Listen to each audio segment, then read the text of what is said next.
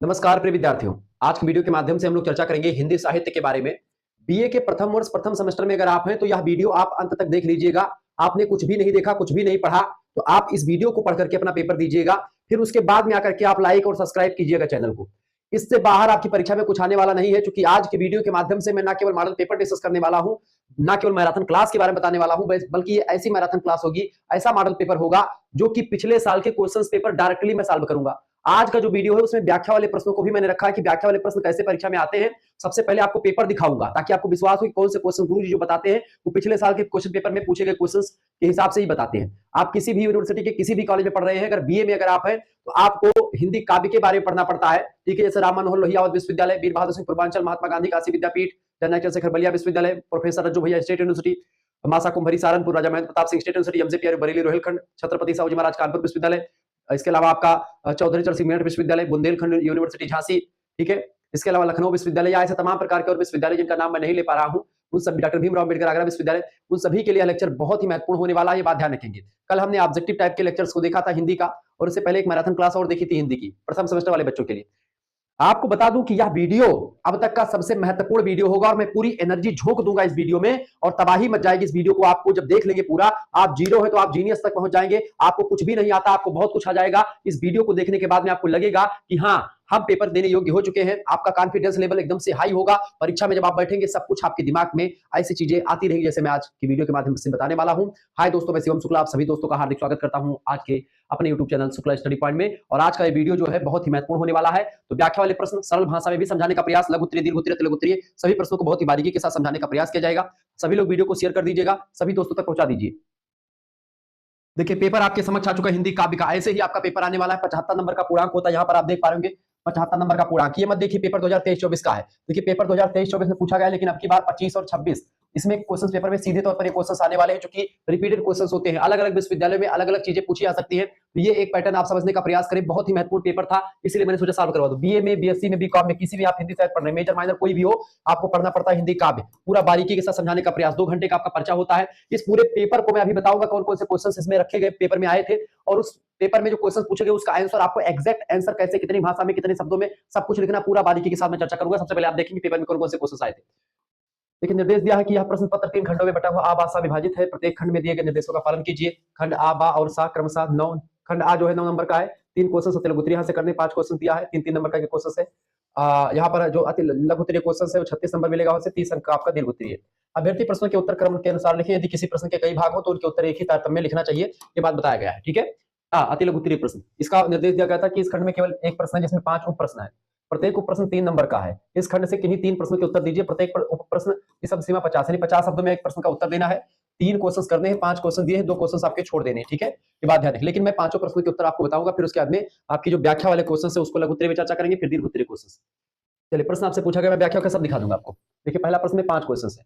जैसे रीत मुक्त काव्य धारा कवियों के नाम बताएं, जैसे आलम बोधा, ठीक है, घनानंद, ये सब है।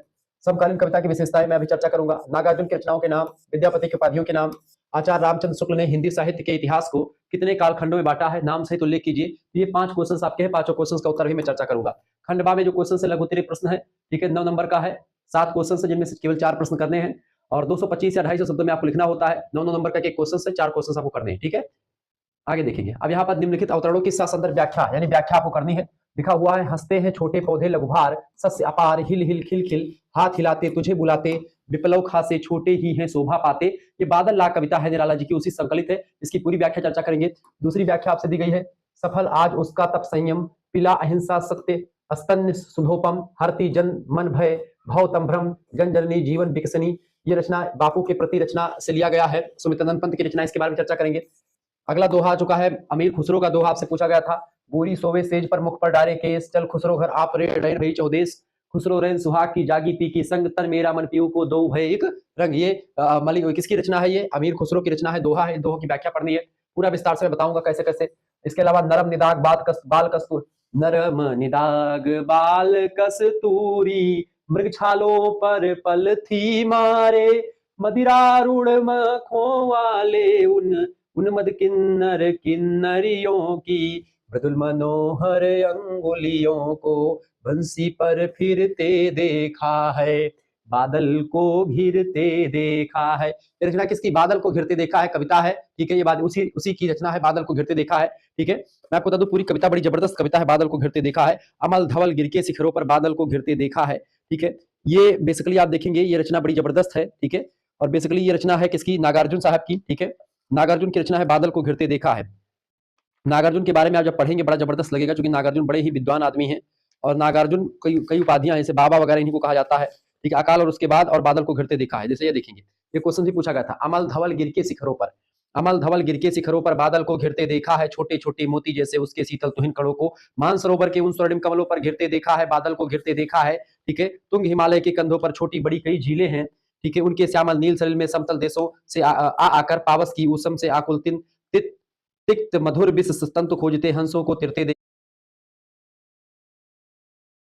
अगली पंक्तियां हैं, अलग अलग रहकर ही जिनको सारी सारी रात बितानी होती, निशा काल से चिर अवसिप्त बेबस उन चकवा चकवी का बंद हुआ क्रंदन, फिर उनमें उन महान सरोवर के तीरे सैवालों की हरी धरी पर प्रणय कला छिड़ते देखा, बादल को घिरते देखा है। ऐसे ये रचना जो है आपकी लास्ट में आप देखते हैं।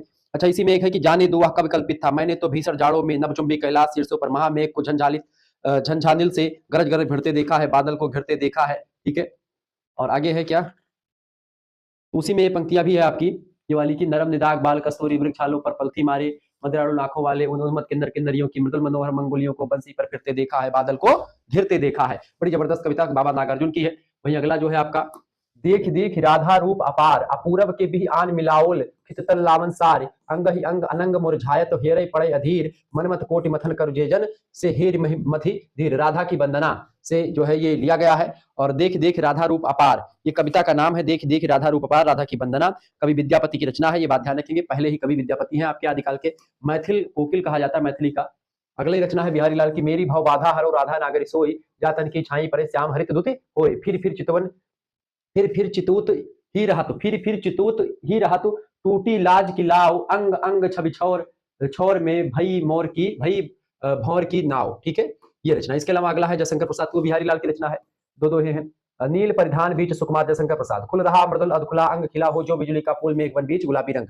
ये आपके 8 जो चीजें थी, 8 व्याख्याएं हैं। इन 8 व्याख्याओं को मैं बारीकी के साथ आपको बताऊंगा, इंपॉर्टेंट व्याख्याएं हैं, ठीक है। दीर्घ उत्तरीय क्वेश्चन कुछ इस तरीके से है, 15 नंबर का एक प्रश्न है, प्रत्येक के 4 प्रश्न गुना करके दिए गए, 2 प्रश्नों के उत्तर आपको देने हैं। 500 या 475 शब्दों में 450 शब्दों में कहीं केवल मिलेगा आपको लिखने के लिए, ठीक है। चलिए, कल professor Rajju Bhaiya state university का पेपर लगा हुआ है, उसके लिए महत्वपूर्ण है, क्योंकि वो रज्जू भैया का पेपर पैटर्न सेम यही पैटर्न है, यही पेपर रज्जू भैया का ही पेपर आता है ऐसे, ठीक है।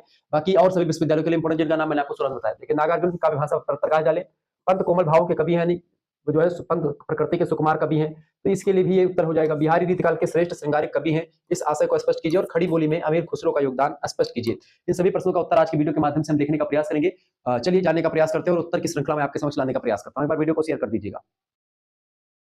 यूपीएससी की तैयारी करनी है तो करंट अफेयर्स करने ही पड़ेंगे। चलिए, तो ये हो गया भैया प्रश्न पत्र का हल, आपके लिए मैंने तैयार कर लिया है, बहुत ही बारीकी के साथ, बहुत मेहनत लगी, कम से कम 4 घंटे की मेहनत के बाद में ऐसा किया जा सकता है, ठीक है। तो आप सभी लोग प्लीज वीडियो को लाइक करें, चैनल को सब्सक्राइब करें और मेरी मेहनत को आप पहचानें, क्योंकि शुक्ला स्टडी पॉइंट एक मात्र चैनल है जो पिछले 7 सालों से आपको पढ़ा रहा है बीए के क्षेत्र में, और आप पहले सेमेस्टर में हैं, आपको second semester, third, fourth, six, जितने सेमेस्टर आपके होते हैं बीए में, सभी को पूरा बारीकी के साथ मैं समझाने का प्रयास करता हूं। और शुक्ला स्टडी पॉइंट पर आप देखते केवल एक सब्जेक्ट नहीं, बल्कि Hindi, Sanskrit, geography, polity, history, Sanskrit, जितने भी सब्जेक्ट होते हैं सभी की तैयारी इसी पर होती है। बीए प्रथम वर्ष ये मॉडल पेपर आपके लिए हो जाएगा 2026-27 के लिए बहुत महत्वपूर्ण। 28 में भी पेपर में क्वेश्चन यहाँ से आ सकते हैं, ठीक है। चलिए, तो सबसे पहले मात्र उत्तरीय प्रश्नों को देखेंगे। 3 प्रश्नों के उत्तर आपसे बोला गया था, लेकिन मैं 5 प्रश्नों के उत्तर को देखूंगा। सबसे पहला क्वेश्चन आपसे पूछा गया था बाबू, पहला प्रश्न क्या पूछा गया था? पहला प्रश्न यही था, रीतमुक्त काव्यधारा के कवियों के नाम लिखिए, ठीक है। रीतमुक्त काव्यधारा के कवियों के नाम, क्लियर। चलिए, रीतमुक्त काव्यधारा के प्रमुख कवि निम्नलिखित हैं, जैसे कि देखिए घनानंद जी सबसे पहले कवि रीतमुक्त। देखिए रीत काल में 3 धाराएं हैं, रीतमुक्त, रीतबद्ध और रीत सिद्ध। तो रीतबद्ध कवि जो है उसमें आपका जैसे कि केशवदास हैं, महाकवि भूषण हैं, या और भी लोग जो है, ये सब आपके रीतबद्ध परंपरा से जो जिन्होंने रीतियों को माना, रीति मतलब रस, छंद, अलंकार, नायिका भेद, श्रृंगार रस, इन सभी में बंद करके रचनाएं लिखी, ठीक है। आश्रमदाताओं वगैरह की प्रशंसा क्या करते थे।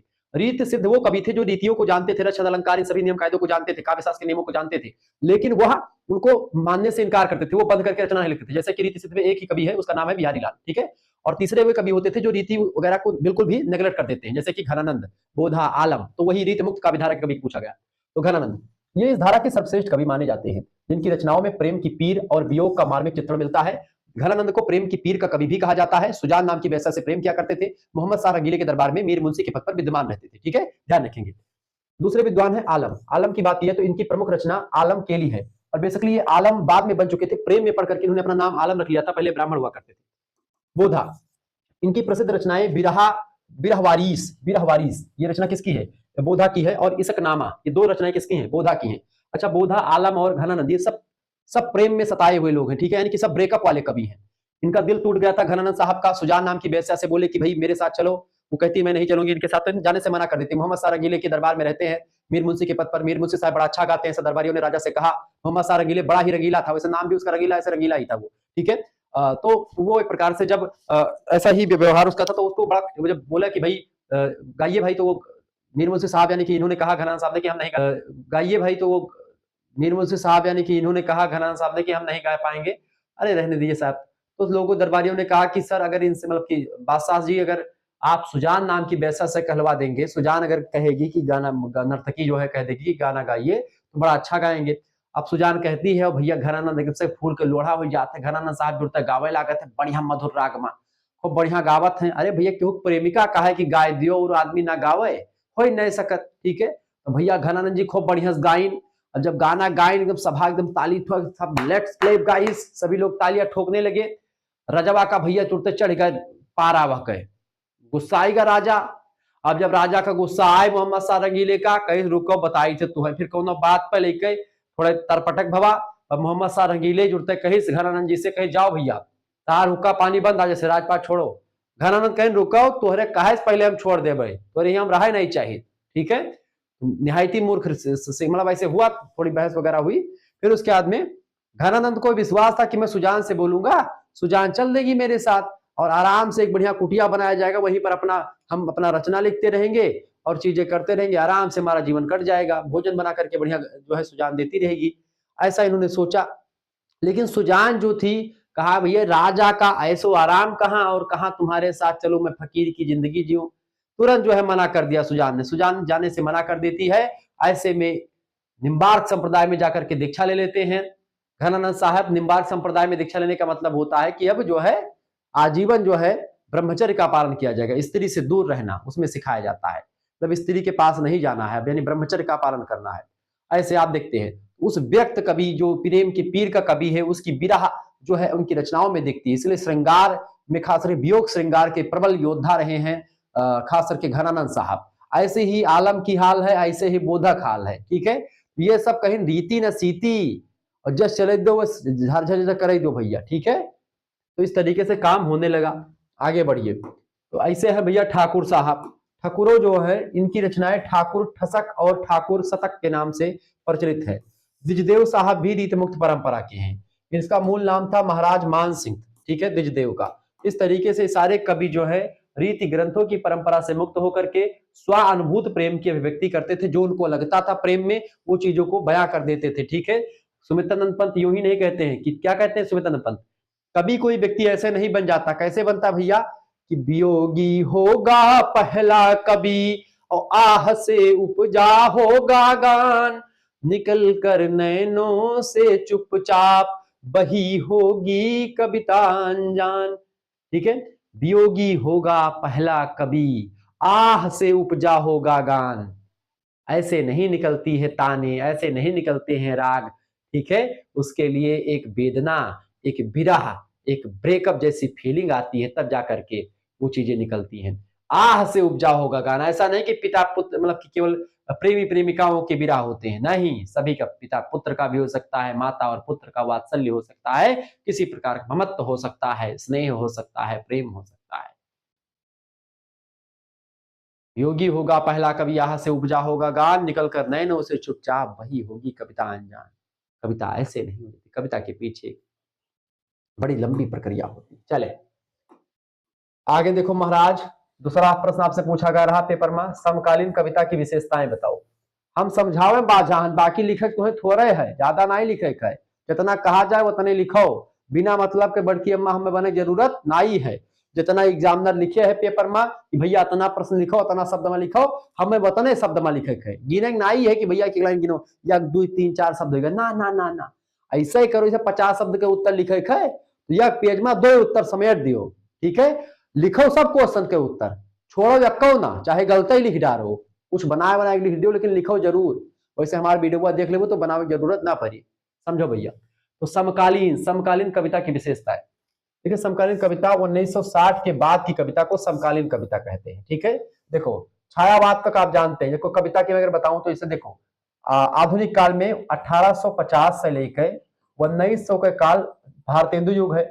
1900 से लेकर और 1918 तक का काल द्विवेदी युग है। 1918 से लेकर 1936 तक का काल छायावाद है, ठीक है। 1936 से लेकर 1943 तक का काल कौन है? प्रयोगवाद है, सॉरी प्रगतिवाद है, ठीक है। इसके अलावा आगे देखो, अगला इसे देखो 1943 से लेकर 1954 तक क्या है? 1943 से 1954 तक आपका भैया प्रयोगवाद। जमन जैसे यमन आए हैं आपके, जैसे प्रगतिवादी कवि मां खास करके रामधारी सिंह दिनकर जी। इसमें मुख्य कवियों में आपके आ जाएंगे आज्ञे साहब, धैर्येंद्र कुमार, ये सब आ जाएंगे, ठीक है। और इसमें छायावाद में जयशंकर प्रसाद, पंत निराला, ये सब आ जाएंगे। महादेवी जी आ जाएंगी। यमन मैथिली शरणगुप्त आ जाए हैं, ठीक है। और क्या महावीर प्रसाद द्विवेदी के नाम में पढ़ा है। यमन भारतेंदु जी, प्रताप नारायण मिश्रा जी, ये सब सभी लोग आ जाए हैं, ठीक है। अयोध्या सिंह उपाध्याय, हरिओज जी, ये सब आ जाए हैं। 1943 से 1954 तक आवत है भैया कौन? प्रयोगवाद कविता, ठीक है, सॉरी प्रयोगवाद। यमन जयशंकर, मतलब ये का नाम है सचिदानंद सब यमन आ जाए, ठीक है।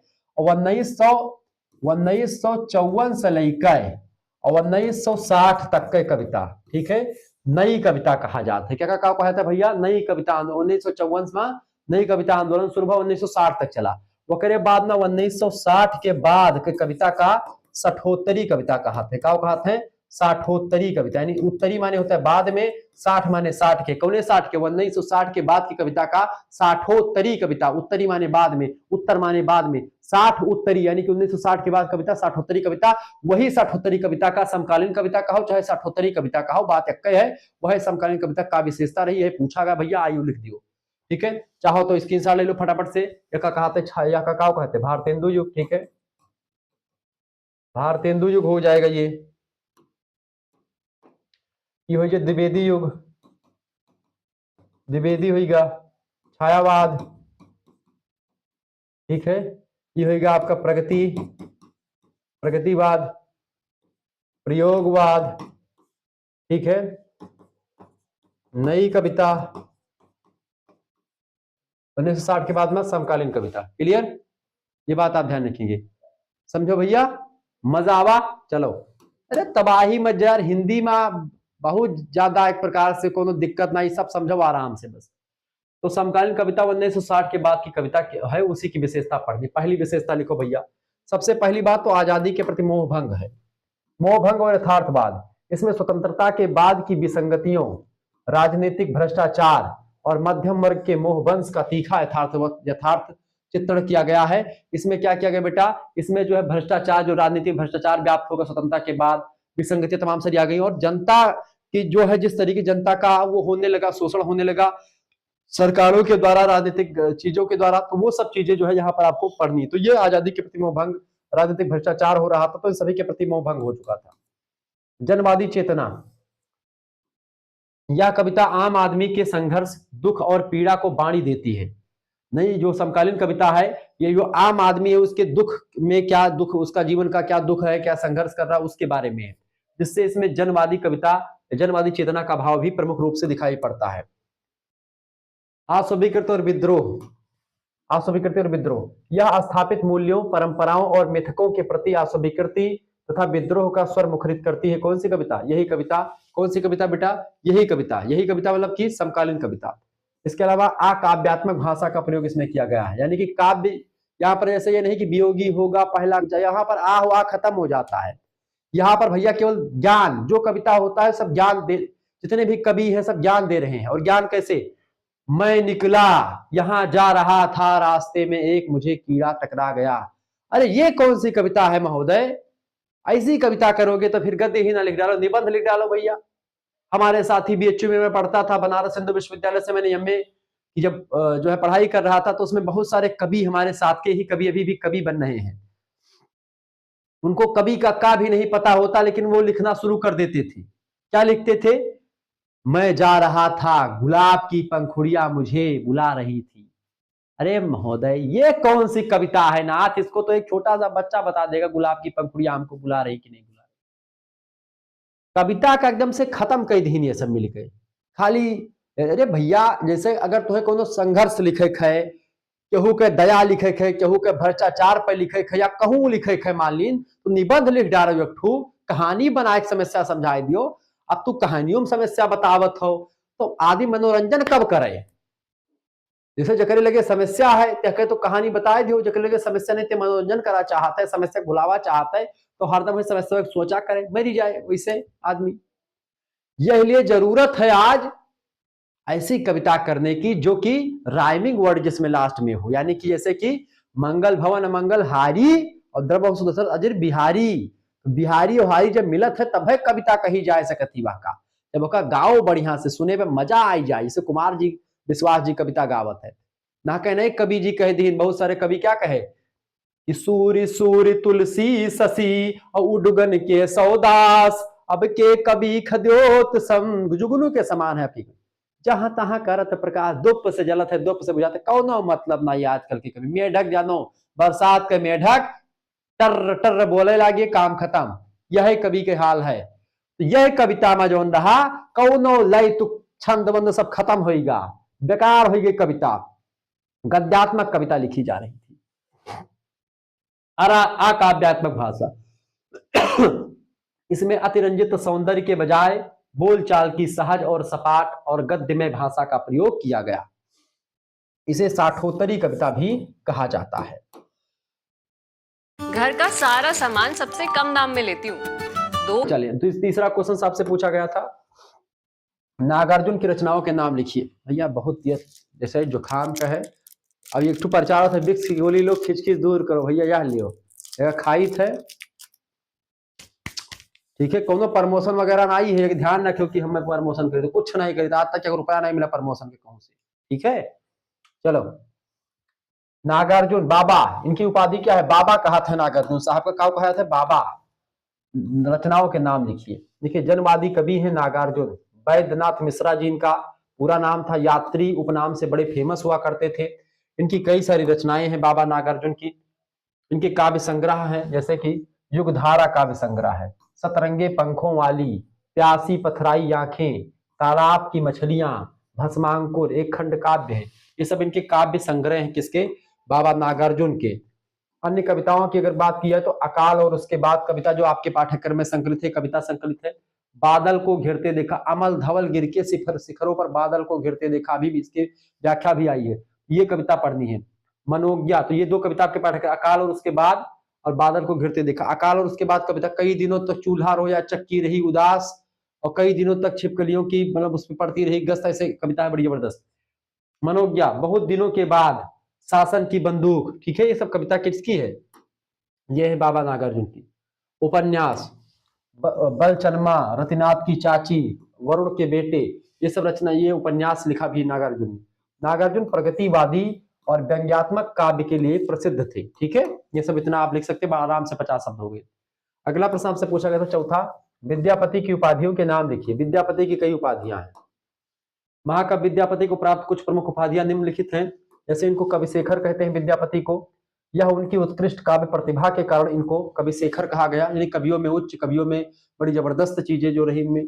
कवि कंठाहार इनको कहते हैं। यह उपाधि उन्हें काव्य रचना के कारण मिली, क्योंकि उनकी काव्य रचना जो है रही है इनकी। इसके अलावा दशावधान, इसका अर्थ है कि एक साथ 10 विषयों पर ध्यान देने वाला व्यक्ति, इसीलिए इनको दशावधान कहते हैं। दशावधान यानी कि एक साथ 10 विषयों पर रुचि रखने वाले व्यक्ति थे कवि विद्यापति। इसके अलावा इनको खेलन कवि भी कहते हैं। यह उपाधि उनकी सरस और मधुर पदावलियों के कारण ही उनको दी गई, इसलिए इनको क्या कहा गया? खेलन कवि कहा गया। मैथिल कोकिल भी इन्हीं को कहा जाता है। यह उनकी मैथिली भाषा में रचित मधुर पदावलियों की लोकप्रियता की वजह से इनको मिली सबसे प्रसिद्ध उपाधि थी कौन? मैथिल कोकिल। मैथिल कोकिल के नाम से कौन जाना जाता है? तो विद्यापति जी, छोटा बच्चा भी जानता है, कक्षा 10 का या कक्षा 11 का।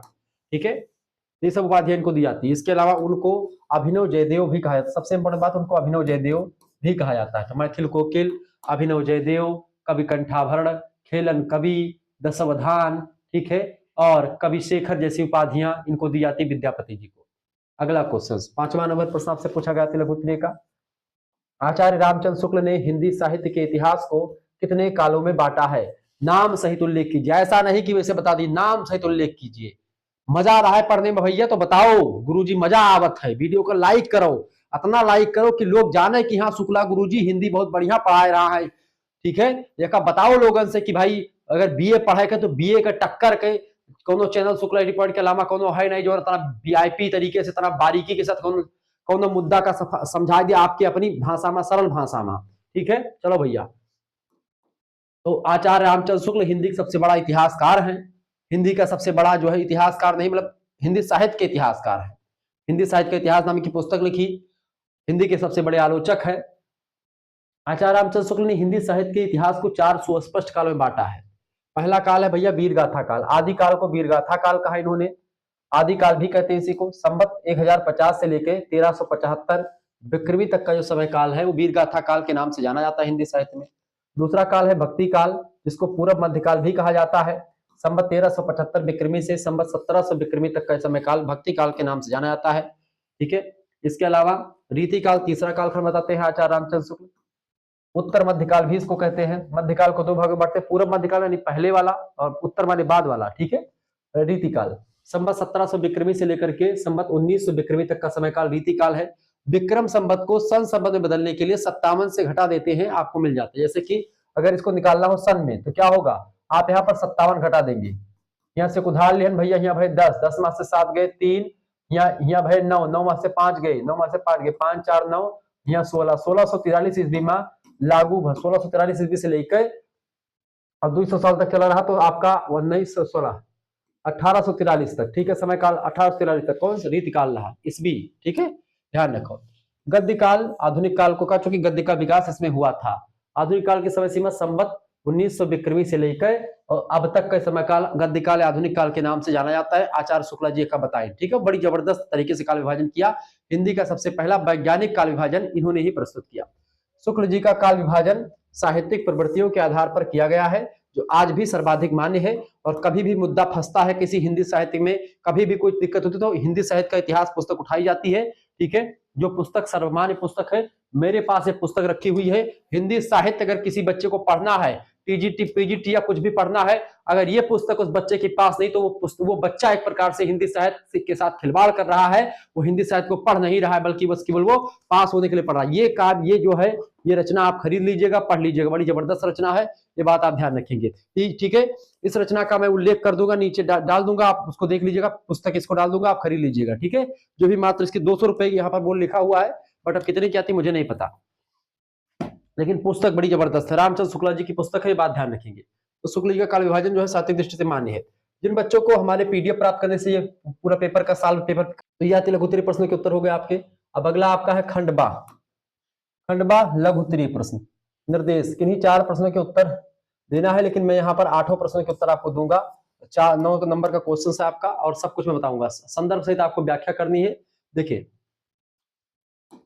प्रश्न आपका था, ये कविता आपके पाठ्यक्रम की है और संकलित क्या है, लिखा है, हंसते हैं छोटे पौधे लघुभार, हंसते हैं छोटे पौधे लघुभार, सस्य अपार, हिल हिल खिल खिल, हाथ हिलाते, हाथ हिलाते तुझे बुलाते, विप्लो खा से छोटे ही हैं शोभा पाते। अब आप ऐसा करिएगा कि वीडियो पीछे करके उसका स्क्रीनशॉट ले लीजिएगा, मैं आपको इसकी व्याख्या समझाने का प्रयास कर रहा हूं। प्रस्तुत पंक्तियां किसकी हैं? ये प्रस्तुत पंक्तियां सुप्रसिद्ध कवि, छायावादी कवि सूर्यकांत त्रिपाठी निराला, इनका उपनाम है निराला, ओज के कवि कहे जाते हैं। इनके द्वारा रचित कविता बादल राग से उद्धृत है। इस कविता प्रसंग लिखेंगे कि इस कविता में कवि ने बादल को क्रांति का प्रतीक माना है। यहां वे बताते हैं निराला जी कि पूंजीपतियों और शोषकों का विनाश यानी विप्लव होने पर समाज के छोटे यानी शोषित वर्ग को ही सुख और शोभा मिलती है। जिस तरीके से, जैसे जब विप्लव नष्ट हो जाता तो छोटे पत्ते जो होते हैं उनको सुख मिलता है, ऐसे ही आप देखते हैं जब जो पूंजीपति लोग हैं जिनके पास खूब पैसा, जब उनका विनाश हो जाता तो जो गरीब लोग हैं जिनका शोषण किया जा रहा था तो उनका एक प्रकार से फायदा होगा। प्रसंग जो होता है वो क्या होता है, संदर्भ। क्या संदर्भ माने कि किसने लिखा है और कहां से लिया गया है, जो पंक्तियां हैं उसको संदर्भ कहते हैं। प्रसंग का हुए, प्रसंग माने कि कौने प्रसंग में कौने वो पे बात कही जाती, किस मतलब कि किस समय की बात हो रही, प्रसंग क्या भूमिका है उसकी क्या है। तो वहीं पर इसका जो है यहाँ पर है बादल गर्जन और बरसाना, बरसना क्रांति का प्रतीक है जो शोषकों को भयभीत करता है किंतु शोषित के लिए खुशहाली लाता है। तो बादल जो गरजता है वो शोषकों को भयभीत करता है, बादल गरजना, लेकिन जो शोषित वर्ग है जिनको दबाया गया है, ठीक है, जो गरीब वर्ग है उनको खुशहाली होती है बादल गरजने से, लेकिन जिनको एक प्रकार से कहीं ना कहीं पे जिन्होंने शोषण किया है उनको दिक्कत होती है। व्याख्या यहाँ पर कवि क्या कहता है, कवि कहता है कि खेत में खड़े छोटे पौधे अर्थात समाज का निम्न और शोषित वर्ग जो है वो छोटा पौधा अपने हल्के भार यानी कि छोटी संपत्ति या चिंताओं के साथ हंस रहे हैं। ठीक है, यहाँ पर मैं कविता अगर पढ़ने का प्रयास करूंगा, मैं एक बार कोशिश करता हूं कि आपको मैं कविता को पढ़ाने का भी प्रयास करूं यहाँ साथ साथ, ताकि आपका क्लियर होता रहे। ठीक है, चलिए चीजों को हम आपको बता दें ताकि क्लियर हो, आपको चीजें समझ में आती रहे और आप आसानी से चीजों को पढ़ते रहे। ठीक है, चलिए हेलो होला। यहाँ पर हंसते हैं छोटे पौधे लघुभार। ठीक है, यानी कि कवि कहता है कि खेत में खड़े छोटे पौधे जो होते हैं वो छोटे भार, चूंकि इन पर भार कम लदा हुआ है, यानी समाज का जो निम्न वर्ग है, शोषित वर्ग है, अपने हल्के भार यानी छोटी संपत्ति या छोटी चिंता उसके पास है, उसके साथ वो हंस रहा है। ठीक है, वो हंस रहा है क्योंकि उसके पास छोटे भार है।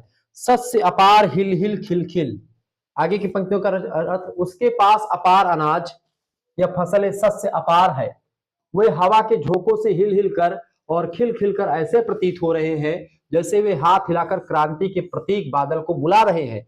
छोटे जो आवाहन करते, क्रांति का आवाहन कौन करते हैं? जो शोषित वर्ग है, जिसका शोषण किया गया है, जो बेचारा गरीब है, जो किसान है, जो मजदूर है, वो वर्ग जो है क्रांति का आवाहन करता है, बादल को बुलाता है, गरजने को बुलाता है, बादल रूपी क्रांति का आवाहन करता है।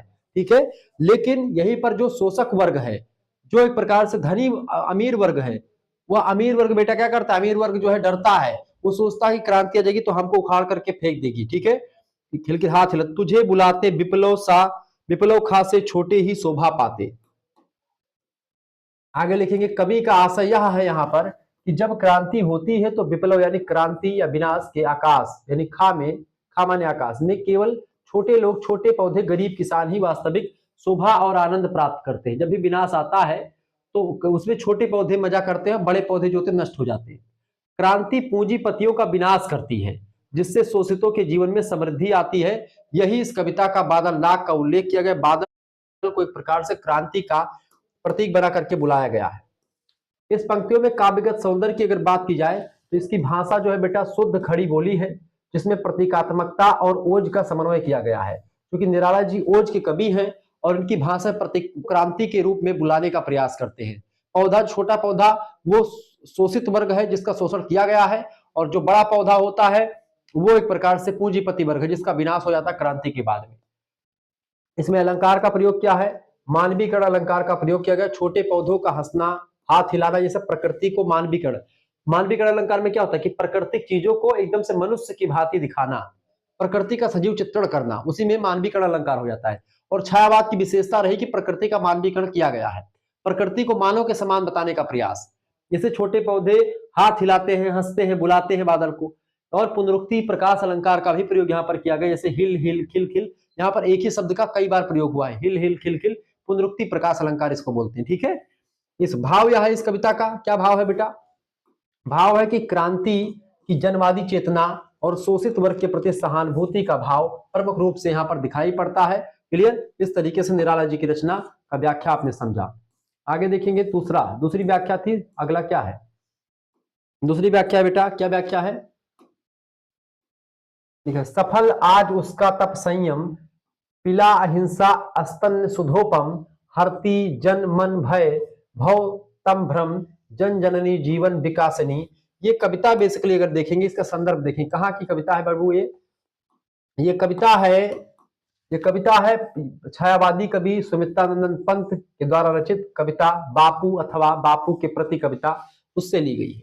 प्रसंग इसका है कि इन पंक्तियों में कवि ने महात्मा गांधी के महान व्यक्तित्व, उनके तप, उनके संयम और अहिंसा के सिद्धांतों का गुणगान किया है, जिससे देश और जनजीवन का उद्धार हुआ है। ठीक है, अच्छा, इस कविता की व्याख्या इसकी क्या है? व्याख्या लिखेंगे, व्याख्या, सफल आज उसका तप संयम, कवि महात्मा गांधी के प्रति श्रद्धा व्यक्त करते हुए कहता है कि आज उनका तप यानी कि सफल, आज उसका तप संयम, आज उनका तप और संयम यानी कठिन साधना जो महात्मा गांधी की थी वो सफल हो गई है। कैसे? पीला अहिंसा स्तन्य सुधोपम, उन्होंने क्या किया? उन्होंने भारतीय जनजीवन को अमृत के समान सुधोपम अहिंसा रूपी दूध यानी स्तन्य पिलाया है। स्तन्य सुधोपम यानी सुधा माने होता अमृत, अमृत के समान अहिंसा रूपी दूध जो कि अमृत के समान है उसको पिलाने का काम किया भारतीय जनता को, जनजीवन को। किसने? महात्मा गांधी ने। हरति जन मन भय भाव तम भ्रम, इस अहिंसा के बल पर ही उन्होंने लोगों के मन से भय को दूर किया है। यानी कि मन भय, हरति जन मन भय यानी जनता के मन का भय को हर दिया। हरति जन मन भय भावतम भ्रम, और सांसारिक अंधकार यानी कि भावतम जो है सांसारिक अंधकार को दूर किया तथा भ्रम को भी हर लिया है। किसने? इस अहिंसा रूपी अमृत के समान दुग्ध ने, जिसको महात्मा गांधी ने पिलाया है।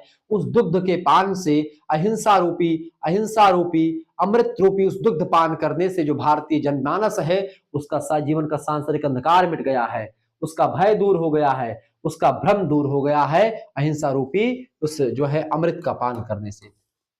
आगे कहते हैं जन जननी जीवन विकासनी, इस अहिंसा के बल पर ही सब कुछ हुआ है। गांधी जी को कवि ने जन जननी कहा। जन जननी मतलब कि लोगों की माता कहा है। किसको? महात्मा गांधी को, क्योंकि वे भारत की जन जननी के समान है और जीवन विकासनी यानी जीवन को विकसित करने वाली एक शक्ति है। अर्थात उन्होंने अहिंसा के मार्ग से देश को स्वतंत्रता दिलाई और जनमानस का चरित्र निर्माण कर जीवन को एक नई दिशा दी। ठीक है। काव्यगत सौंदर्य में लिखेंगे कि इसकी भाषा जो संस्कृत निष्ठ भाषा का प्रयोग पंत जी करते हैं। तत्सम प्रधान शब्दावलियों का प्रयोग भी पंत जी करते हैं। अच्छा, निराला को छोड़ निराला भी करते तत्सम छायावाद के कवि बेसिकली तत्सम प्रधान शब्दावलियों का प्रयोग करते हैं। ठीक है, जितने भी कवि निराला, पंत, प्रसाद, सब। खड़ी बोली पंत जी की विशिष्ट शैली का प्रयोग है और खड़ी बोली का प्रयोग है। अलंकार की बात की तो रूपक अलंकार का प्रयोग है। अहिंसा स्तन्य सुधोपम, अहिंसा को अमृत के समान दूध मानना, एक रूपक अलंकार का प्रयोग यहां पर आपको स्पष्ट दिखाई पड़ता है। ठीक है, आगे देखेंगे। और भाव इसमें क्या है? गांधी जी के प्रति श्रद्धा, अहिंसा की शक्ति में विश्वास और उनके तप संयम की महत्ता का वर्णन या बखान सुमित्रानंद पंत साहब ने किया है। तीसरी व्याख्या है, देखें ये व्याख्या आपकी है। कौन सी व्याख्या बेटा? ये व्याख्या बड़ी जबरदस्त है। कौन सी व्याख्या है? गोरी सोवे सेज पर मुख पर डारे केस। यहां पर गोरी एक स्त्री की बात नहीं हो रही बल्कि एक गुरु की बात हो रही। चल खुसरो घर आपने रैन भई चौदेश, खुसरो रैन सुहाग की जागी पी के संग यानी पिया के संग, तन मेरा मन पीयू को दो भय एक रंग। यानी यहाँ गुरु की महत्ता के बारे में बताया गया, लेकिन यहाँ पर प्रेम के माध्यम से गुरु की प्राप्ति भी आपको दिखाई गई। यह अवतरण सूफी कवि और हिंदी खड़ी बोली के जनक अमीर खुसरो के द्वारा रचित है। प्रसंग है, प्रथम दो पंक्तियां खुसरो ने अपने गुरु हजरत निजामुद्दीन औलिया के निधन पर शोक व्यक्त करते हुए कही थी। अंतिम दो पंक्तियां उनकी सूफी प्रेम भावना ईश्वर से एकाकार करने को दर्शाती हैं। ये बात ध्यान रखेंगे। तो ये जो रचना है, पहली रचना व्याख्या लिखेंगे। ठीक है, जैसे कि क्या है भैया कि खुसरो अपने गुरु हजरत निजामुद्दीन औलिया के शव यानी मृत्यु का जो उनका जो शव है, शरीर है, उसको देख करके अत्यंत दुखित हो जाते हैं और दुखने के बाद में कहते हैं कि गोरी सोवे सेज पर मुख पर डारे केस, चल खुसरो घर आपने रैन भई चौदेश। एक दिन सबको जाना है। अत्यंत दुख और विरह की भावना व्यक्त करते हैं वे और कहते हैं कि गोरी माने गुरु का पार्थिव शरीर, पार्थिव माने जो मरा हुआ शरीर है, जो सफेद कफन में लिपटा हुआ है। सेज यानी गोरी सोए सेज पर, सेज माने होता अंतिम सैया को, सेज या कब्र जिसको आप कह सकते हैं मुसलमानों में, उस पर लेटा हुआ है और उसका मुख पर केस बिखरे हुए, केस माने बाल बिखरे हुए हैं। उस कविता में कहता है। और आगे क्या कहता है कवि? कहता है गुरु के चले जाने से संसार सूना हो गया है, इसीलिए खुसरो कहते हैं चल खुसरो घर आपने, हे खुसरो अब तुम भी इस संसार से अपने वास्तविक घर यानी परलोक जाने की तैयारी करो। चल खुसरो घर आपने, चूंकि रैन भई चौदेश यानी चारों संसार में जो है अंधेरा हो चुका है, क्योंकि गुरु के बिना रैन भई चौदेश यानी कि चारों दिशाओं में अंधेरी रात यानी अज्ञानता और विरह छा गया है। गुरु चला गया, अब संसार अंधेरमय हो गया है। ऐसे में उस उजाले की ओर जहां गुरु गया, उस परम सत्ता की ओर अब हमको चलने का भी समय आ गया। गुरु की मृत्यु पर अमीर खुसरो ने ऐसे दोहे को लिखा। धन्य है वो गुरु और धन्य है वो शिष्य जिसने इस तरीके की भावना विद्यमान है। गुरु जी नहीं रहे, अब मुझे भी नहीं रहना है संसार में, क्योंकि गुरु ही हमको मार्ग दिखाता था, गुरु ही हमको अंधेरे में उजाला दिखाता था, इस प्रकार की। इसके विपरीत अंतिम दो पंक्तियों में, आप अंतिम पंक्तियों में आत्मिक मिलन का आनंद है। खुसरो कहते हैं, कौन सी कहते कि क्या कहते हैं, दूसरी पंक्तियां क्या है, खुसरो रैन सुहाग की जाकी पी के संग, ठीक है, तन मेरा मन पीऊ को दो भय एक रंग, ठीक है।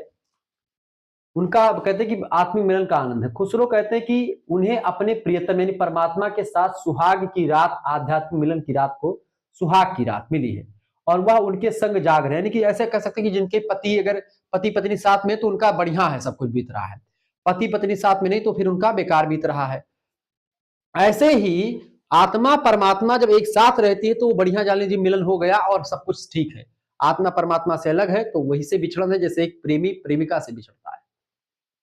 इस मिलन में तन मेरा मन पीऊ को, अर्थात मेरा शरीर और मेरा मन दोनों ही पूरी तरह से प्रियतम यानी परमात्मा को समर्पित हो गए हैं और दो भय एक रंग, दोनों मिलकर के एक हो गए, यानी आत्मा और परमात्मा का एकाकार दिखाने का प्रयास अमीर खुसरो ने किया। जो सूफी मत की एकाकार की भावना है, आत्मा और परमात्मा के मिलन को दिखाने का प्रयास अंतिम दो पंक्तियों में अमीर खुसरो साहब करते। कहते क्या है कि चल खुसरो घर आपने रैन भई चहुदेश, और क्या कहते हैं, खुसरो रैन सुहाग की जाकी पी के संग, तन मेरा मन पीऊ को दो भय एक रंग।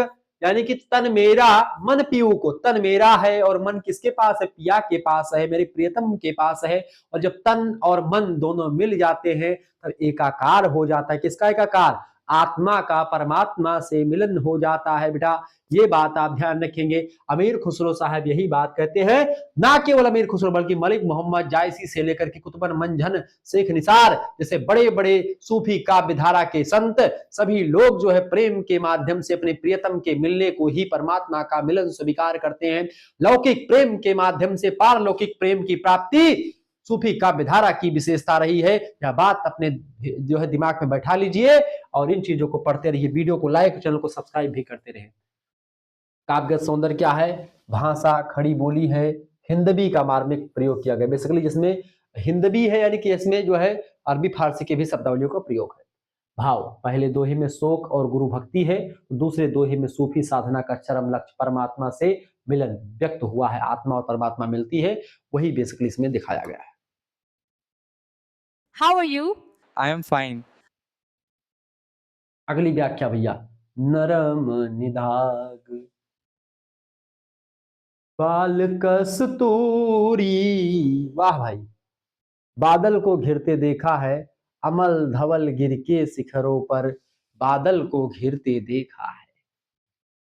बाबा नागार्जुन की कविता है। क्या कविता है बाबू, नरम निदाग बाल कस्तूरी मृग छालों पर पलथी मारे, मदिरारुण आंखों वाले उन उन्मद किन्नर किन्नरियों की मधुर मनोहर अंगुलियों को बंसी पर फिरते देखा है, बादल को घिरते देखा, अमल धवल गिर के शिखरों पर बादल को घिरते देखा है। बड़ी जबरदस्त रचना है, चर्चा करने का प्रयास करते हैं। बाबा नागार्जुन की रचना है ये। संदर्भ लिखेंगे कि अवतरण, यह अवतरण प्रगतिशील कवि नागार्जुन की प्रसिद्ध कविता बादल को घिरते देखा है उस शीर्षक से संग्रहित है, लिया गया है। प्रसंग है कि कवि ने इस कविता में हिमालय के सौंदर्य और वहां की देव योनियों यानी किन्नर किन्नरियों को देव योनि कहा जाता है, तो किन्नर किन्नरियों के आनंदमय कलापूर्ण जीवन का चित्रण किया गया है, जिसे उन्होंने स्वयं देखा है, उसके बारे में कवि कहता है। व्याख्या लिखेंगे, कवि कहता है, क्या कहता है, बादल, वो कैसे बादल को घिरते देखता है कवि कहता है, नरम निदाग बाल कस्तूरी, कहता क्या है, कवि हिमालय की उपत्यकाओं यानी घटिकाओं या घाटियों जिसको कहते हैं, हिमालय की जो घाटियां, घाटी क्या, चोटी ऊंची वाली पहाड़ियां चोटी कहलाती है, नीचे की जो गहरी वाली घाटी है इसको घाटी कहते हैं। ये चोटी है, ये घाटी, गड्ढे वाले घाटी, ठीक है। तो कवि कहता है हिमालय की जो उपत्यकाएं हैं यानी कि जो घाटियां हैं उसका वर्णन करता है कवि, ठीक है। और कवि उसका वर्णन करते हुए क्या कहता है, कहता है कि मैंने किन्नर किन्नरियों को वहां पर देखा है। क्या देखा है, मैंने नरम निदाग बाल कस्तूरी मृग छालों पर पलथी मारे, ठीक है, मदिरा अरुण आंखों वाले उन उन्मद किन्नर किन्नरियों की मृदुल मनोरम अंगुलियों को बंसी पर फिरते देखा है। कभी कहता है कि वे नरम चिकनी यानी निदाग, निदाग नरम है, यानी कि नरम चिकनी वाले, निदाग माने होता है चिकनी है, उन पर कोई दाग नहीं है। बाल कस्तूरी, कोमल कस्तूरी मृग की खालों पर, कोमल कस्तूरी मृग जो पाए जाते हैं जंगलों में पाए जाते हैं, तो उन्हीं की खालों पर पलथी मार करके आराम से बैठे हुए उन किन्नर किन्नरियों को देखा है, जो कि एक प्रकार से बहुत ही सुंदर है। उन घाटियों में मैंने देखा है मृग छालों पर पलथी मारे, मदिरारुण आंखों वाले, मदिरारुण आंखें मतलब कि मस्ती से भरी आंखों को मदिर आरुण कहते हैं। आंखें मदिर यानी कि उनकी आंखें मदिर यानी कि मस्ती से भरी हुई हैं, और अरुण यानी हल्की लाल है। मदिरारुण मतलब कि मदिर से मतलब कि जैसे कोई व्यक्ति अगर जैसे दारू पीता है, उसके बाद में थोड़ी आंखें भांग खाता है, आंखें थोड़ी लाल हो जाती है, मस्त एकदम से ऐसे तिरछी निगाहों से देखता है, नशे में किस प्रकार से है, जैसे मान लीजिए, ठीक है, सोमरस पान करके समझ लीजिए, तो उसी को मदिरारुण कहते हैं। मदिरारुण आंखों वाले उन उन्मद किन्नर किन्नरियों की मस्ती से भरी और अरुण यानी हल्की लाल आंखें हैं, वही आनंद से उन्मद यानी मस्त एकदम से प्रसन्न किन्नर किन्नरी उस मृग के छालों पर पलथी मार करके बैठे हैं, जिनके बदन मतलब कि जिनका जो है शरीर एकदम से चिकना है, उनके बाल कस्तूरी यानी छोटे छोटे कस्तूरी के जो मृग है उनके खालों पर बैठे हुए हैं। कवि ने यहाँ पर, ठीक है, आगे क्या कहा, कवि ने उनकी कोमल और सुंदर यानी मृदुल मनोरम अंगुलियों को और उनकी बांसुरी यानी कि बंसी पर फिराते हुए फिरते देखा है, जिससे मधुर संगीत निकलता होगा। मृदुल मनोरम अंगुलियों को बंसी पर फिरते देखा है, बादल को घिरते देखा है, अमल धवल धवल गिर के शिखरों पर, ठीक है, इस तरीके से कवि कहता है। यह दृश्य हिमालय की प्राकृतिक सुंदरता के बीच कला और प्रेम से भरे एक स्वर्गीय जीवन की कल्पना प्रस्तुत करता है। इस अलौकिक सौंदर्य के साथ कवि पुनः कहते हैं कि मैंने पहाड़ों पर बादलों को घिरते देखा है, ठीक है, उसमें वहां पर किन्नर किन्नरिया बैठी है, मृग के छाल बिछा करके पलथी मार करके बढ़िया, और अपने सुंदर सुंदर अंगुलियों का प्रयोग करके ऐसे मधुर राग में बांसुरी बजा रही हैं, और इस तरीके से निदाग हैं जिनका एकदम से शरीर एकदम से बहुत ही मनोरम है। काव्यगत सौंदर्य की बात की जाए तो भाषा तत्सम शब्दावली से युक्त है, चित्रमय खड़ी बोली का प्रयोग किया गया है। भाव की बात की तो प्रकृति के सौंदर्य और अलौकिक जीवन यानी कालिदास के मेघदूत से प्रेरित रचना है, ठीक है। सच सच बतलाना कालिदास तुम रोए थे, हिम रो बादल लोया था कि तुम रोए थे, ये भी कहते हैं ये, ठीक है। यथार्थी और कल्पनात्मक चित्रण किया गया। मेघदूत रचना कालिदास की मेघदूतम, मेघ को यानी बादल को दूत बना करके भेजते अपने प्रियतम प्रियतमा के पास, कौन, कालिदास, और उसी चीज पर उसी पर आधारित है रचना, ये बात ध्यान रखेंगे। वर्णनात्मक शैली का प्रयोग किया, हिमालय की एक एक चीजों का वर्णन किया गया है। अगला प्रश्न, देख देख राधा रूप अपार, अपूरब के भी आन मिलावल खित लावन सार, अंग ही अंग अनंग मूर्छायत, अनंग माने होता कामदेव, हेरे पड़े अथीर, और मनमथ कोटि मथन करुजे जन से हेर महिमथ गिर, ठीक है। देखिए प्रस्तुत पंक्तियों की अगर बात की जाए तो मैथिल कोकिल विद्यापति के द्वारा रचित, जो उनकी पदावली से लिया गया, आपके पाठ्यक्रम में संकलित थे, वहीं से आया है। प्रसंग लिखेंगे, इस पद में कवि ने राधा के अपूर्व रूप सौंदर्य का चित्रण किया है। राधा के सौंदर्य को देख करके कामदेव भी मूर्छित हो जाते हैं, इतने सुंदर है राधा जी। उन सुंदर राधा जी के बारे में इसमें बताया गया है। व्याख्या लिखेंगे बेटा, जैसे व्याख्या है, देख देख राधा रूप अपार, सखी भाव से युक्त कवि, जो कि सखी के भाव से युक्त है एकदम से राधा के बारे में, राधा का रूप यानी सौंदर्य का अत्यंत अपार और असीम जो है चित्रण करता है, और उसको बार बार देखा, कहता है कि राधा रूप देख देख राधा रूप अपार, बार बार राधा जी के रूप को देखता है और उनकी सुंदरता का यशगान करता है। ऐसा लगता है कि ब्रह्मा यानी बिह ने अपूर्व रूप से, यानी कि अपूरब के बिह आन मिलावल साल, बिह माने होता है ब्रह्मा, विधि ने अपूर्व रूप से, अपूर्व माने कि अपूरब के यानी कि पहले से, पृथ्वी के समस्त सौंदर्य तत्व, यानी कि इसको लावनिसार कहते हैं। लावनिसार मतलब क्या होता है, लावनिसार मतलब होता है कि जितने भी सौंदर्य, सारे संसार की इतनी सुंदरता सब ला करके राधा जी में मिला दी है, उसको लाकर एक स्थान पर मिलाकर दिया है, और वही राधा का रूप बन चुकी है, ठीक है। अपूरब के बिह आली आन मिलावल खित तल लावन सारी, पूरे संसार की सुंदरता को ला करके राधा जी में मिला दिया है। राधा के सौंदर्य की पराकाष्ठा यह है कि उनके अंग अंग को देख करके, अंग ही अंग अनंग मूर्छावत, अंग अंग को देख, राधा जी के एक एक अंग को देख करके अनंग यानी कामदेव भी मूर्छित हो जाते, इतनी सुंदर है राधा जी कि कामदेव से सुंदर पुरुष भी मूर्छित हो जाते हैं, उनके आगे सैकड़ों कामदेव फीके पड़ जाते हैं माता राधा मतलब की राधा जी की सुंदरता के आगे। अंग ही अंग अनंग मूर्छायत हो जा मतलब की मूर्छा हो जाती है। और जो कोई भी इसे अधीर होकर के यानी अधीर देखता है वह भी उसी पर मुग्ध हो जाता है। यानी कि अंग ही अंग अनंग मूर्छायत हेरे पड़े अधीर, यानी कि कभी कहता करोड़ों कामदेवों की भांति है।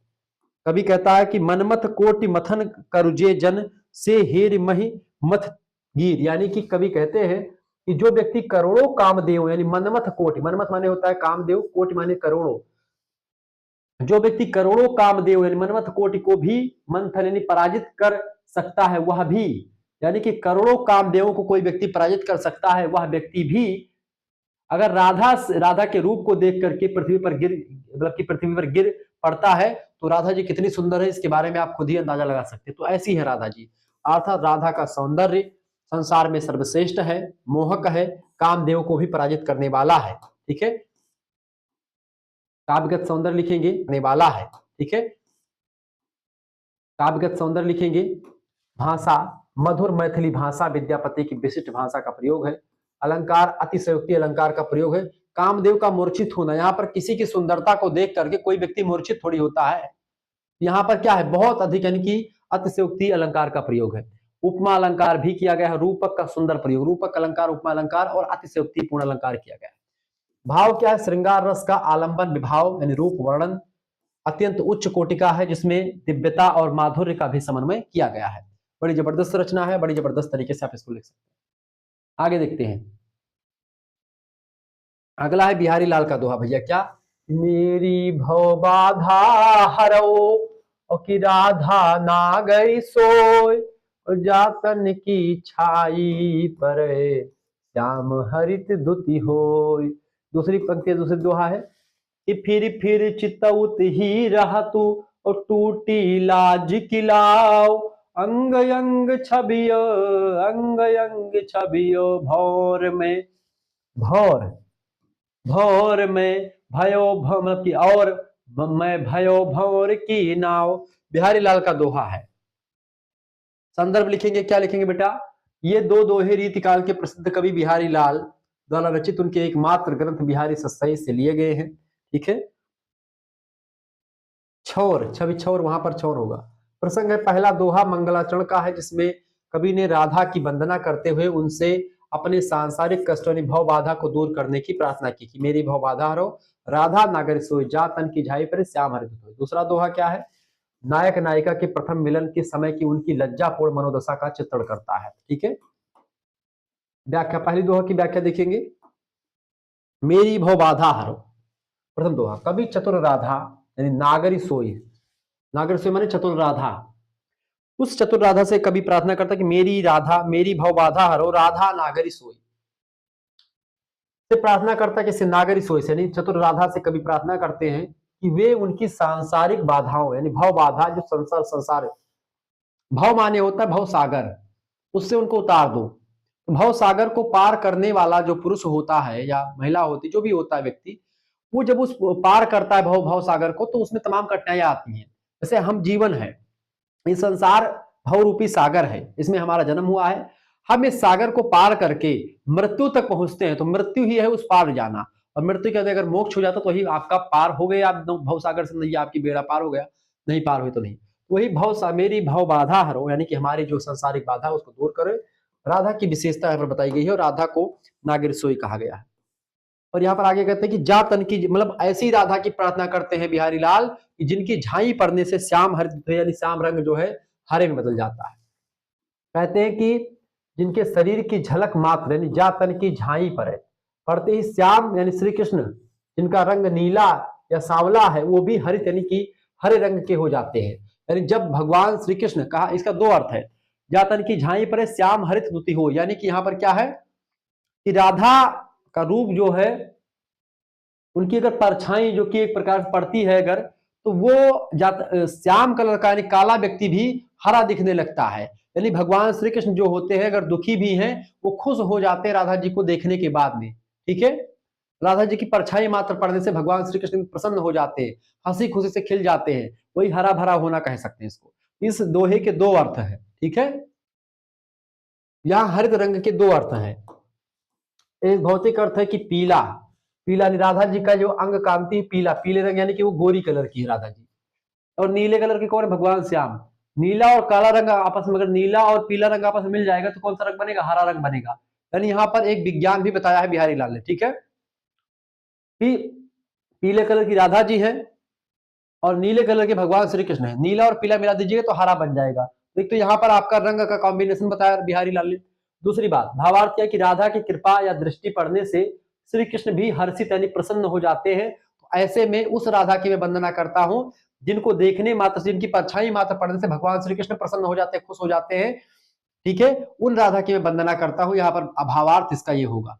लेकिन इसका जो शाब्दिक अर्थ होगा वो होगा कि भाई पीला कलर राधा का जो शरीर का कलर है उसके पड़ने से भगवान श्री कृष्ण नीले कलर के वो भी हरे हो जाते हैं, यानी कि वो खुश हो जाते हैं। यहाँ पर इसका ये अर्थ होगा। अब आपके शहर में नौकरी ढूंढना हुआ आसान। डाउनलोड। दूसरी दोहे की व्याख्या है, इस दोहे में नायिका लज्जा के कारण नायक को बार बार मुड़ मुड़ करके देखती रहती है। क्या? कि फिर चितौत ही रहा तू, यानी बार बार जो है वो पहली बार मुलाकात की है, प्रेमी प्रेमिका आपस में मिले हैं, तो बार बार घूम घूम करके अपने प्रिय को देखती है, ठीक है। फिर चितवत यानी दो बार बार वो देखती है मुड़ मुड़ करके, और लज्जा से एकदम से उसका जो है लज्जा है उसके अंदर, ठीक है। फिर चितवत ही रहा तो टूटी लाज की लाव, नायिका के शरीर के अंग अंग में एक अद्वितीय सुंदरता छवि और भरी हुई है जिसके कारण से उसकी दोहरी लाज, प्रेम की लज्जा और सामाजिक लज्जा रूपी डोर टूटी लाज की लाव भंवर में फंसी नाव की तरह हो गई है। यानी कि वो एक तरफ है कि वो देखना भी चाहती है लज्जा को त्याग करके, और वो देख भी नहीं पाती है, मतलब देखती भी है और सोचती सामाजिक प्रतिष्ठा को आंच ना पहुंचे, तमाम सारी चीजें हैं। अर्थात नायिका कमल लज्जा और प्रेम के बीच डगमगा रहा है कि प्रेम को प्राप्त करे कि लज्जा बचाएं अपनी। वह देखना भी चाहती है बार बार अपने प्रिय को, और लाज के मारे वो देख भी नहीं पाती है। ठीक वैसे ही जैसे क्या होता है, जैसे अंग अंग छब छौर में भयो भौर की नाव, जैसे भौर की नाव जो होती है उसके समान हो गया है, लाज के मारे देख भी नहीं पाती। ठीक वैसे ही जैसे भंवर में फंसी नाव अपनी दिशा निश्चित नहीं कर पाती है, ऐसे ही एक भंवर में फंसी नाव जिस तक अपनी दिशा निश्चित नहीं कर पाती, ऐसे ही एक जो है प्रिय या प्रियतमा जो है अपने प्रिय को देखने के बाद में वो ये डिसाइड नहीं कर पाती कि मैं लज्जा त्यागूं या फिर प्रेम को अपनाऊं या लज्जा को, ठीक है। काव्यगत सौंदर्य की अगर बात की जाए तो भाषा परिमार्जित ब्रज भाषा है, बिहारी की विशिष्टता है इसमें। अलंकार श्लेष अलंकार का और उपमा अलंकार, दूसरे दोहे में भयो भौर की नाव, इसमें जो है उपमा अलंकार का प्रयोग है, पहले में श्लेष अलंकार का प्रयोग है। शैली गागर में सागर भरने की एक मुक्तक शैली का प्रयोग यहाँ पर किया गया है, ठीक है। आगे बढ़ते हुए चीजों को जानने का प्रयास करते हैं। फटाफट से वीडियो को लाइक कर दीजिएगा, चैनल पर अगर नए हैं तो सब्सक्राइब भी कर दीजिएगा, इसी प्रकार से आगे और भी मिलता रहेगा चीजें, ठीक है। आगे देखिएगा, अगला है आपका नील परिधान बीच सुकुमार खिल रहा मृदुल अधखुला अंग खिले हो जो बिजली के फूल मेघ वन बीच गुलाबी रंग, ठीक है। समझने का प्रयास करते हैं इसको। संदर्भ, प्रस्तुत पंक्तियां जयशंकर प्रसाद के महाकाव्य कामायनी के श्रद्धा सर्ग से ली गई हैं। प्रसंग है मनु जब जल प्लावन के बाद निराश होते हैं तब उन्हें श्रद्धा दिखाई देती है, ठीक है। ये पंक्तियां श्रद्धा के अद्भुत और दिव्य सौंदर्य का चित्रण करती हैं। कैसे कि नील परिधान बीच सुकुमार खिलुलहा मृदुल अधखुला अंग खिले हो जो बिजुली के फूल मेघ वन बीच गुलाबी रंग। श्रद्धा एकदम से बैठी है, एकदम सारे जल प्लावन हो चुका है, पूरा जल भर चुका है, उसके बाद में चले यहां पर क्या है भैया, देखिए नील परिधान बीच सुकुमार खुल रहा जल प्लावन हो चुका है, तमाम सब एक शांत स्थान एक टीले पर जो है श्रद्धा बैठी है, मनु एकदम से पीछे से पहुंचते हैं। कभी श्रद्धा के सौंदर्य का वर्णन करते हुए कहता है, जब उसको देखता है कि श्रद्धा ने नीले रंग के वस्त्र नील परिधान को पहन रखा है श्रद्धा ने, ठीक है। नील परिधान बीच सुकुमार खुल रहा मृदुल अधखुला अंग, ये वस्त्र जो है बेटा, ये वस्त्र जो है जो श्रद्धा पहनी है अत्यंत कोमल है, सुकुमार है। उन वस्त्रों के बीच से उनका कोमल यानी मुलायम मृदुल और अधखुला अंग शरीर दिखाई दे रहा, थोड़ा सा कपड़े से उनकी शरीर श्रद्धा की दिखाई पड़ रही है। मनु उसी शरीर को देखता है, उसी पार्ट को देखता है। कभी कल्पना करते हुए कहता है कि श्रद्धा का गुलाबी रंग का वह कोमल शरीर नीले वस्त्रों के बीच से झांक रहा है, जो ऐसा प्रतीत हो रहा है मनो गुलाबी रंग कैसे होता है, जैसे कि यहाँ पर मनु मानो जनजानों में उत्प्रेक्षा अलंकार का प्रयोग, तो यहाँ पर उत्प्रेक्षा अलंकार का भी प्रयोग किया गया है। कवि क्या कहता है कि नील परिधान बीच सुकुमार, खिल रहा मृदुल अधकुला अंग, कैसे खिले हो जो बिजुली के फूल, मेघ बन बीच गुलाबी रंग। जिस तरीके से आकाश में, नीले आकाश में जब गुलाबी कलर की बिजली चमकती की चमक जिस तरीके से दिखाई पड़ती है, उसी तरीके से गुलाबी रंग का उनका जो बदन है, उनका जो शरीर है श्रद्धा का, वो दिखाई पड़ता। उस फटे सुकुमार कपड़े से उनका सुकुमार जो मृदुल शरीर है वो दिखाई पड़ रहा है, जिस तरीके से आकाश में बिजली चमक रही नीले आकाश में। ऐसी तुलना की, जो ऐसा प्रतीत होता है मानो ज्यों बादलों के जंगल यानी मेघ वन के बीच कोई बिजली का फूल खिला उठा हो, जैसे बादल में आकाश में बिजली चमक रही है। यहाँ नीले वस्त्र मेघों के समान है, मेघ माने कि बादलों के समान है, और गुलाबी रंग जो है शरीर बिजली के समान है। यहाँ रूपक श्रद्धा के सौंदर्य को अलौकिक और तेजस्वी बना देता है। जयशंकर प्रसाद की भाषा कभी भी आप देखेंगे संस्कृत निष्ठ तत्सम प्रधान छायावादी खड़ी बोली का प्रयोग ये करेंगे, ये बात ध्यान रखें। तो तत्सम प्रधान शब्दावली है, संस्कृत निष्ठ भाषा है, छायावादी खड़ी बोली का प्रयोग। अलंकार उत्प्रेक्षा अलंकार है, खिले हो जो बिजली के फूल, ठीक है, बिजली का फूल। मन मानो जन जानो उत्प्रेक्षा अलंकार होता है। रूपक अलंकार मेघ बन का अद्भुत समन्वय किया गया है, इसलिए यहाँ पर रूपक अलंकार भी है। भाव क्या है, प्रकृति के उपमानों के द्वारा नारी सौंदर्य यानी श्रद्धा का दिव्य और रहस्यमय और सुकुमार चित्रण यहाँ पर किया गया है, ये बात आप ध्यान रखेंगे।